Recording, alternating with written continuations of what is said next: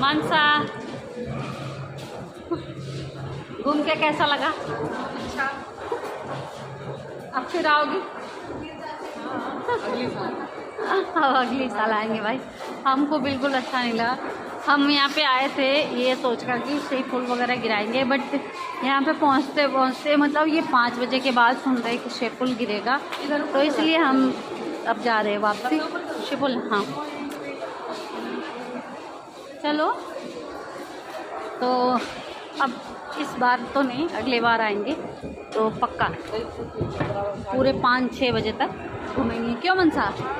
सी फूल नहीं गिरा ना, इसलिए नहीं 5 बजे के बाद बता रहे थे ना कि 5 बजे का टाइमिंग 5 बजे की है, इसलिए हम चले आए भाई। क्या कर सकते हैं।